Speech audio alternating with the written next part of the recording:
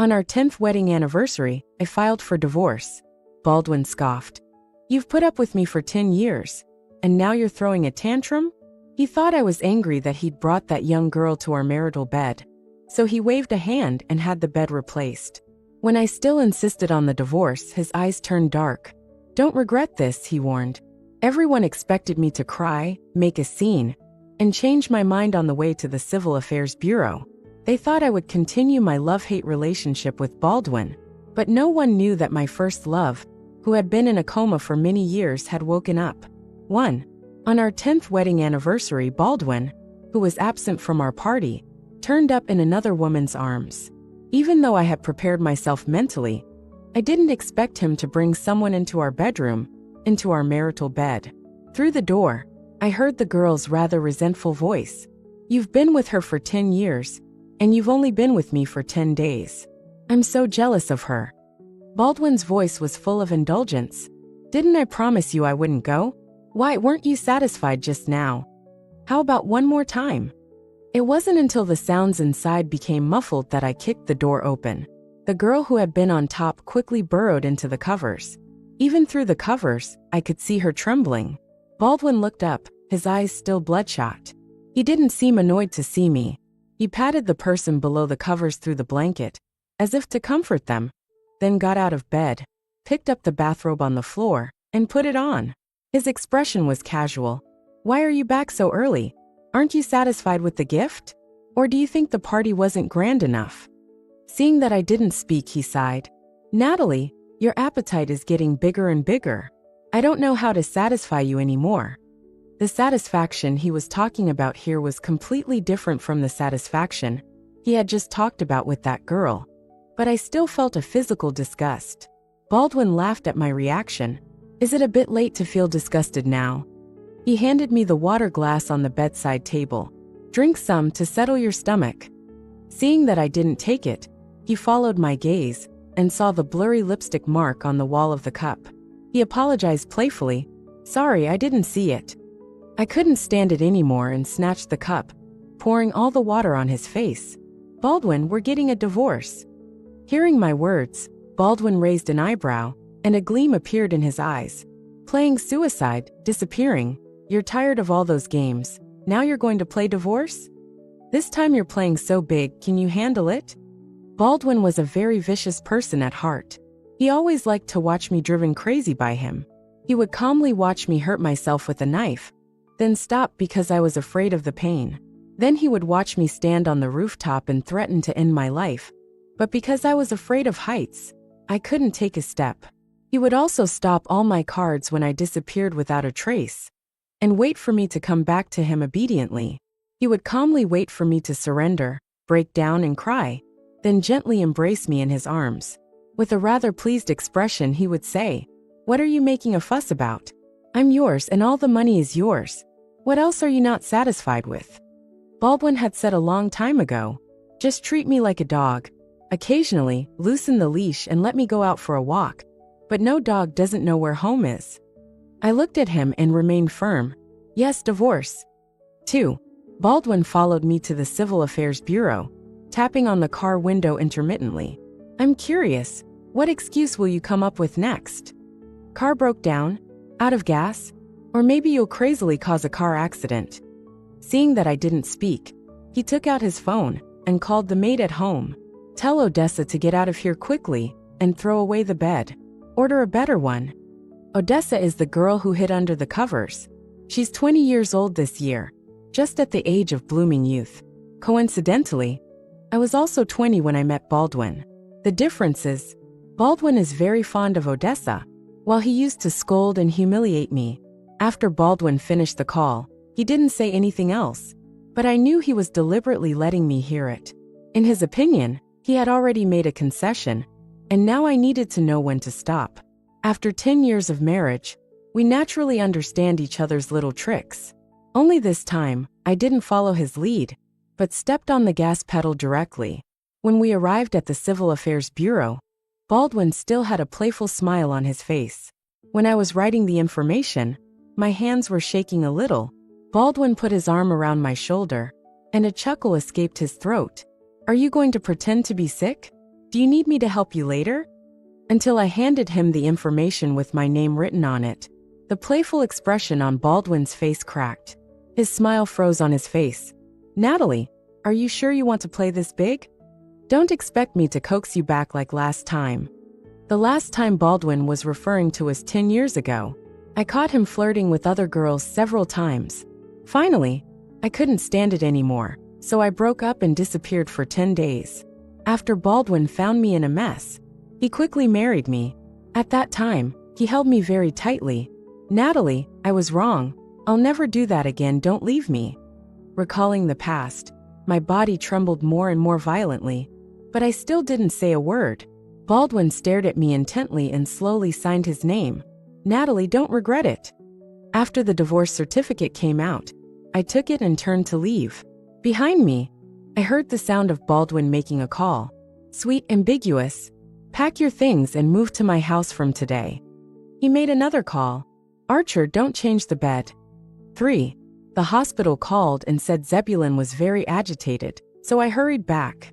Zebulon had been in a coma for 13 years and had only been awake for a week.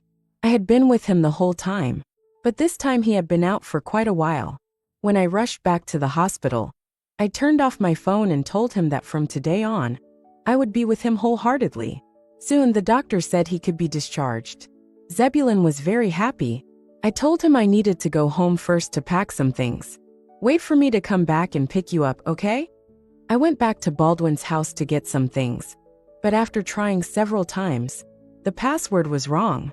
I realized he had changed the lock. I took out my phone and called him. He answered with a nasty tone.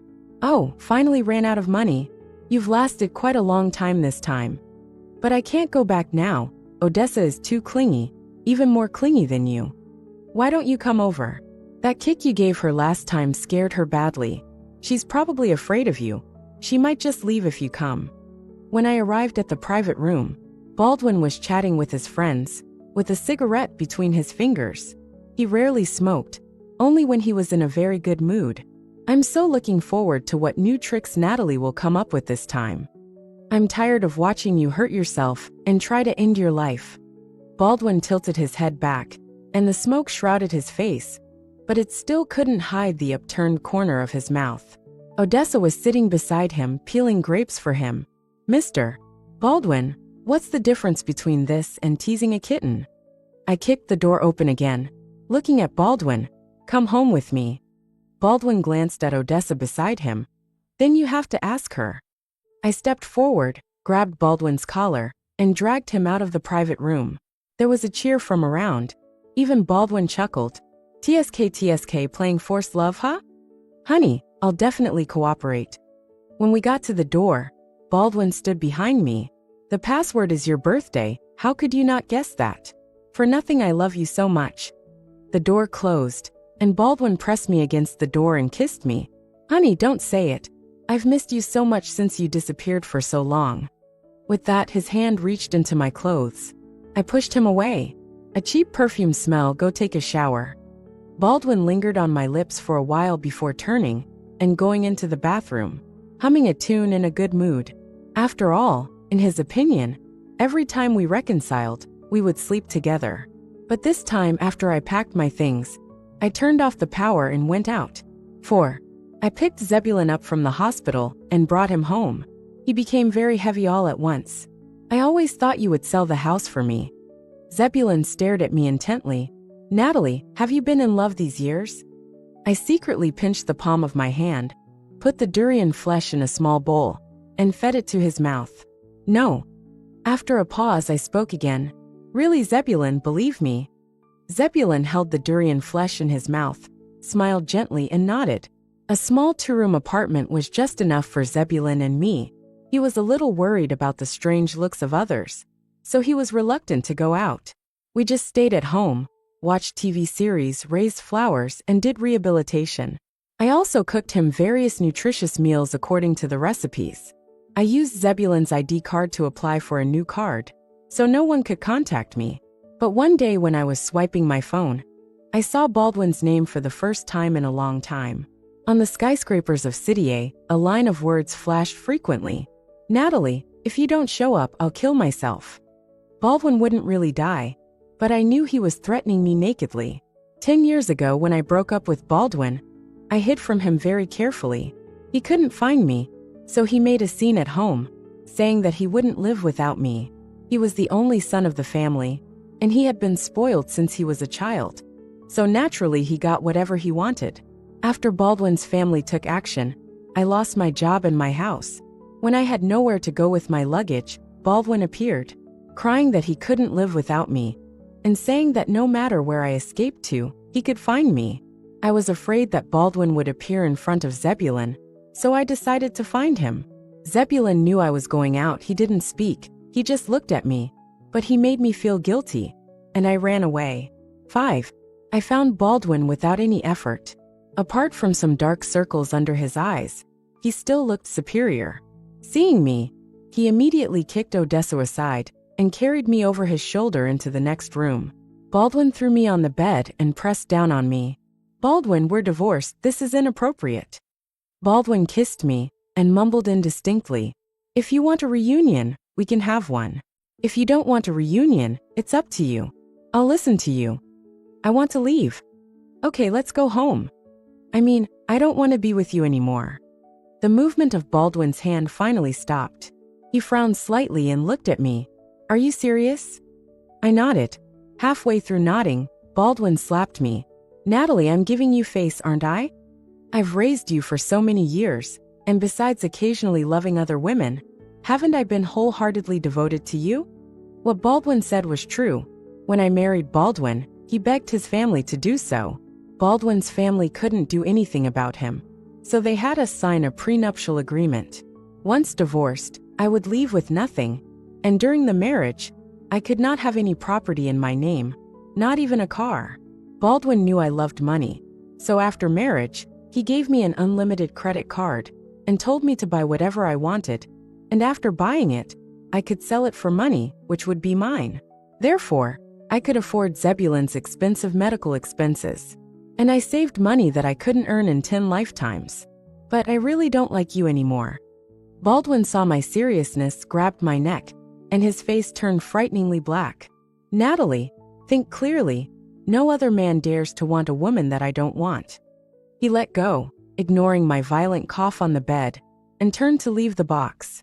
I turned around and rushed home. I wanted to tell Zebulon that I was going to take him away, but as soon as I opened my mouth, the door behind me was kicked open. 6. It was Baldwin who kicked open the door. I subconsciously blocked Zebulon behind me. Baldwin's eyes were red with anger. "Natalie, you actually hit someone behind my back." I turned to Zebulon, my eyes pleading, "Can you go back to the room?" Zebulon looked at me and blinked. The whole time, he didn't look at Baldwin once. Seeing that he was about to leave, Baldwin reached out to grab him, but I stopped him. "Please, let's talk outside." Baldwin panted and went out with me. "Natalie, are you blind? A man who only knows how to hide behind a woman when something happens. You like him too?" I looked at Baldwin and mustered up my courage. He's my first love. When I was in high school, a group of hooligans bullied me. He was injured and became a vegetable to protect me. I dropped out of school to work to pay for his medical expenses. Baldwin opened and closed his mouth several times, looking completely incredulous. "Doesn't he have a family? Does he need you to earn money for him? Do you think I'm a fool?" His father died early, and his mother committed suicide half a year after his accident. When I was a child, my father loved to drink and beat people, and my mother couldn't stand it, so she secretly left, and then I became the one who was beaten. If it weren't for him and his mother who took care of me since I was young, I would have died long ago.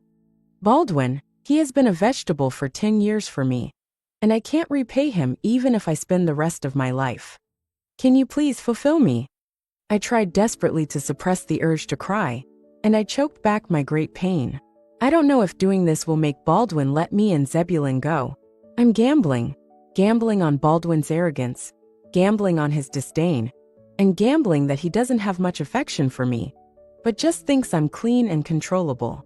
After all, when he decided to be with me, it was because he found a spot of red on the bed after one night. I saw shock and delight in his eyes. So since then, I have deliberately kept my distance from all men. But Baldwin's next word stunned me. 7. So, have you ever loved me in these 10 years?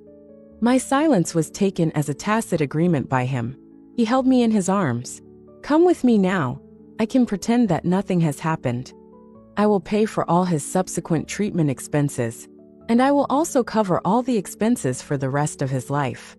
My heart was beating so hard that I told Baldwin in a voice that I couldn't even hear myself. Give me some time to think about it. Worried that Baldwin wouldn't believe me, I took the initiative to kiss him, and I was relieved when I saw him leave completely. I looked at the tightly closed door that had never been opened, leaned against the wall, and thought for a long time, thinking about where Zebulon and I could go, thinking about how to explain the relationship between Baldwin and me, and thinking about how I could explain that he would agree to let me leave without waiting for my aunt. I didn't return to the room until my legs were numb from squatting, and it was completely dark. Zebulon sat by the window, looking at the stars in the sky, and no one knew what he was thinking. I sat next to him. Zebulon, let's go on a trip. Once we leave, we won't come back. Zebulon's mouth curved slightly. Okay. We didn't talk about what Baldwin and I just talked about, but just discussed where to go first, where to go next, and whether to take a plane or a train. Zebulon said he had never taken a ride before, and he wanted to try them all. We talked until midnight, ordered takeout and ate, and then I fell asleep. In a daze, I seemed to hear Zebulon talking. Natalie, I miss my mom. Can we wait until she comes back before leaving? 8. I was woken up by the noise outside in the morning. As usual, I went to Zebulon's room to check on him, but he wasn't there. With a huge sense of unease, I looked out of the window.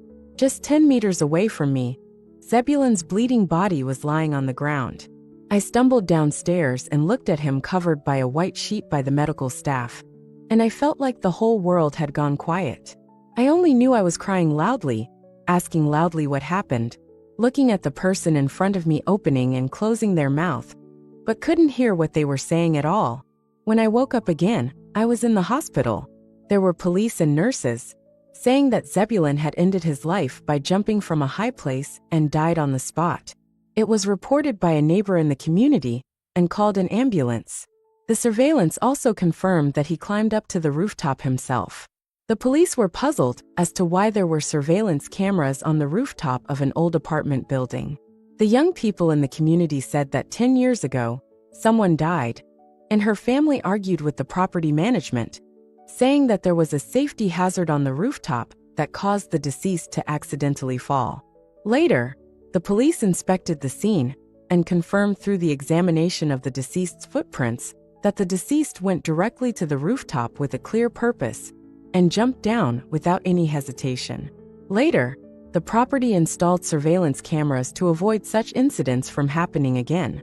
I heard that the person who committed suicide 10 years ago also lived in the building where you live now. What is the relationship between you? I trembled all over and couldn't say a word. It couldn't be a coincidence that Zebulon chose to jump from the place where his mother ended her life. In fact, arguing with the property management was also a helpless thing back then. On the one hand, I didn't believe that Aunt Paige would be willing to leave Zebulon, and on the other hand, because Aunt Paige died, there was no more money to pay for Zebulon's medical treatment. I found the property management in a daze and asked them for compensation. The property management saw that I was just a little girl, and they were both helpless and annoyed, and kept telling me that it was useless to find them. How could I not know it was useless to find them?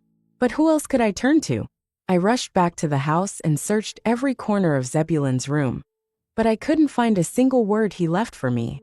He woke up so suddenly, and then left completely without warning. I looked around this house that I had exchanged for freedom and my body, and suddenly felt that my initial choice was wrong. 9. When Zebulon had his accident, his mother wanted to sell this house right away, but I stopped her desperately.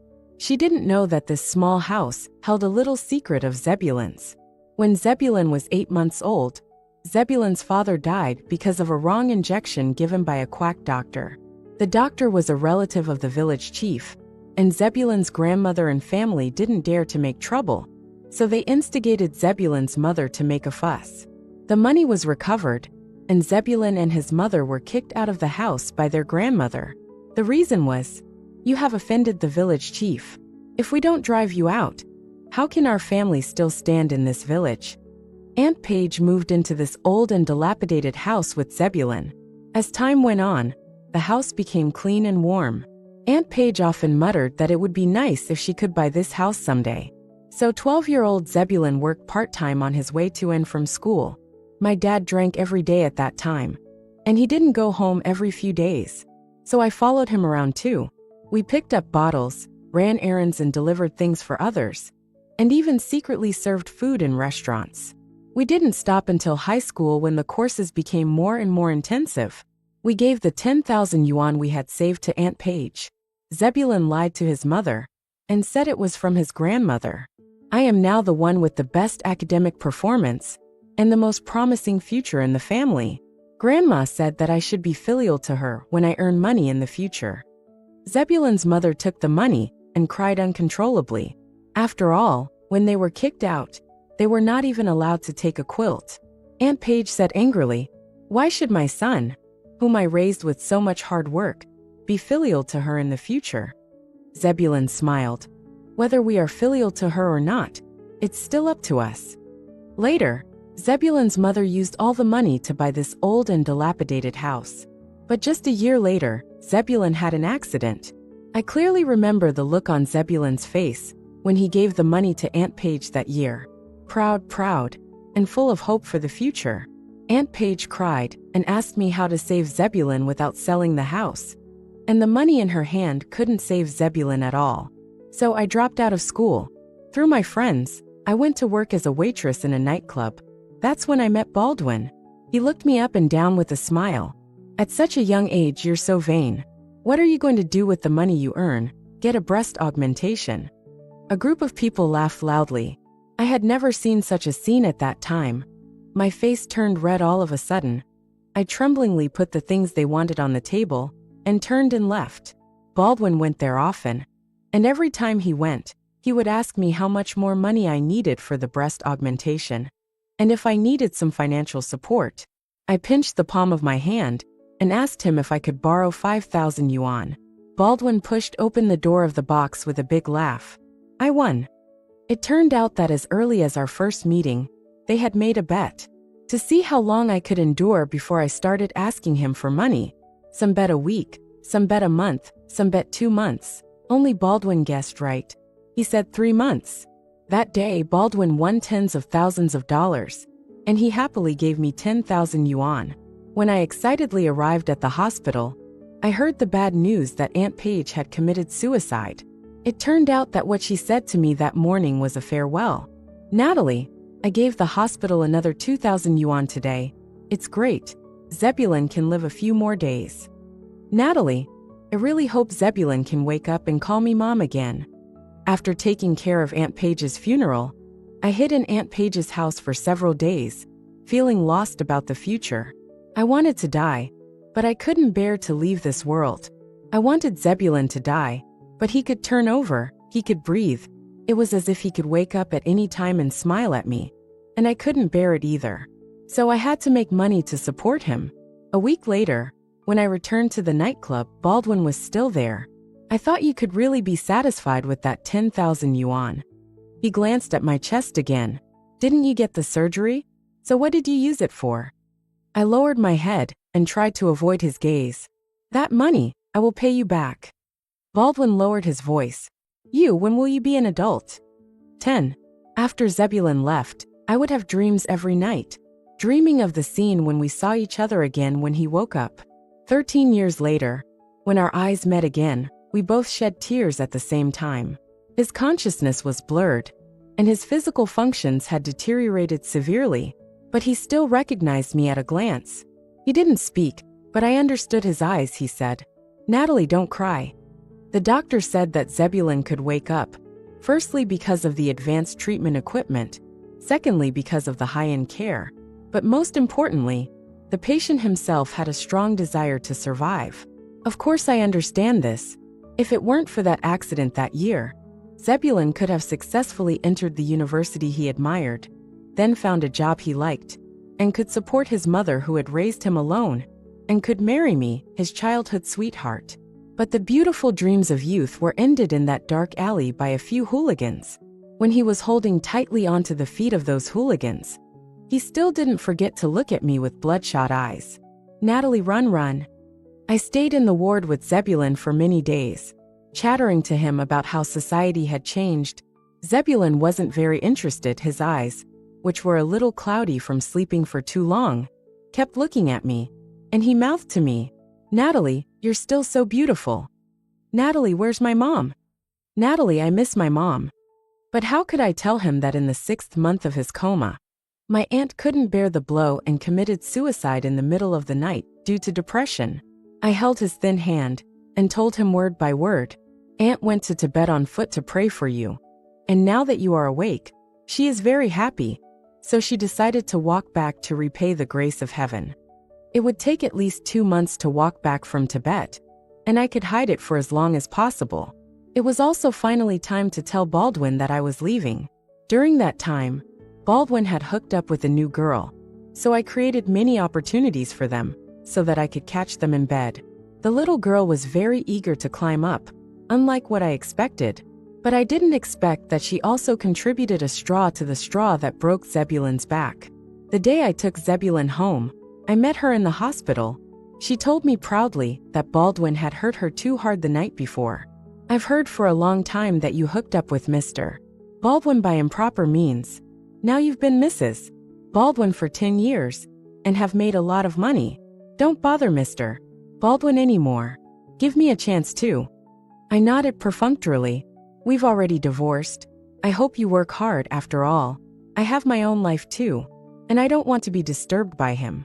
At that time, I just wanted her to cling to Baldwin, and it would be best if she could directly take down Baldwin, so that Zebulon and I would be safe. But she thought I was mocking her, and followed me unwillingly. She saw Zebulon, and even took the opportunity to tell Zebulon that I was a gold digger, a woman who would follow anyone who gave her money. So when Zebulon came home, he asked me if I was in love, and he was giving me a chance to tell him the truth. Maybe at the moment I denied it, his life had already entered the countdown. But everything has a trigger point. 11. At Zebulon's funeral, Baldwin showed up with a professional funeral team. He pulled me aside. I quietly watched these people handle Zebulon's funeral in a procedural manner. Solemn but cold, Baldwin suddenly spoke. "Natalie." I cut him off, because no matter what he said, I didn't want to hear it. "What did you say to him?" Ignoring Baldwin's hand gradually tightening on my shoulder, I looked up at him. He clearly promised me that we would go on a trip together. He couldn't have suddenly committed suicide. "What did you say to him?" Baldwin's face turned dark and gloomy. "He's a cripple. Does he have the qualifications to compete with me? Do I need to go and tell him anything?" "Natalie, we've been together for 12 years. Do you think I would do something like this?" He lowered his voice. "If you don't believe me, I can help you check it out. The premise is we get back together first. Give me some time to think about it." Baldwin let go of my hand, and I turned and walked outside. When I reached a quiet place, Odessa appeared behind me. "What do you want to say?" While I was talking to Baldwin inside, Odessa had been standing at the door, wanting to come in but not daring to. Odessa clutched the hem of her clothes tightly. "Don't get back together with Baldwin. Zebulon was killed by him." I stared at her intently. "What do you know?" Odessa glanced around nervously, took out her phone and showed me the video she recorded.